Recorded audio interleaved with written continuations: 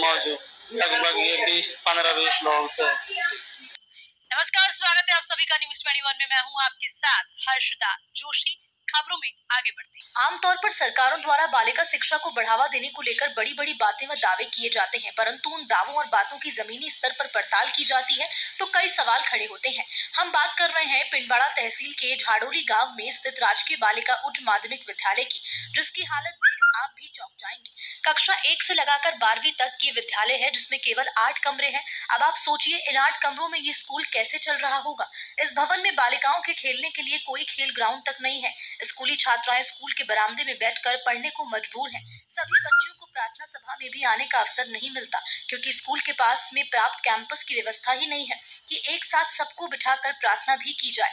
वहीं अगर किसी भी सांस्कृतिक प्रोग्राम को करने के लिए भी या अन्य कोई गतिविधियों को करने के लिए पर्याप्त स्पेस के अभाव में कोई भी कार्यक्रम सही से नहीं हो पाता। उसके बाद भी जिम्मेदार सिर्फ बड़े दावे करते हैं। जब बारिश का मौसम होता है तब हालत और भी बद से बदतर हो जाते हैं। भवन की छत से पानी टपकता है, साथ ही पूरे भवन में करंट भी दौड़ता है। उसके बाद भी इस भवन में बालिकाएं पढ़ने को विवश है, जो किसी खतरे से कम नहीं। ऐसे में फिर भी कोई बड़ा हादसा हो गया तो फिर उसका जिम्मेदार कौन होगा। सिरोही से ब्यूरो रिपोर्ट।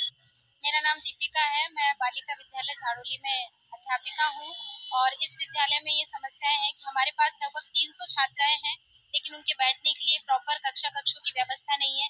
कई बार हमने ऊपर तक इस चीज़ की सिफारिश की है, गुजारिश की है कि भाई विद्यालय में बच्चों के लिए खेल का मैदान और कक्ष बनाए जाएं, लेकिन खेल के मैदान के अभाव में बच्चियां जो है खेल प्रतियोगिताओं में हिस्सा नहीं ले पा रही हैं। बच्चियां बाहर बरामदे में बैठकर पढ़ती हैं। बरसात के दिनों में बच्चियों को बहुत परेशानी होती है, सभी कमरों से पानी आता है। तो हमारी यही विनती है कि हमारी समस्या को जो है आगे तक पहुंचाएं और इसे दूर करने में विद्यालय की और बालिकाओं के हित के लिए इसको समाधान करें। चंद्रिका कुमारी है, मैं कक्षा 11 से हूँ। राजकीय बालिका उच्च विद्यालय में मैं पढ़ती हूँ।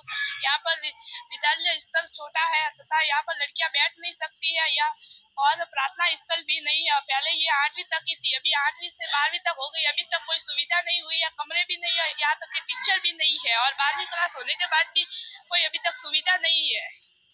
नमस्कार, स्वागत है आप सभी का न्यूज़ 21 में। मैं हूँ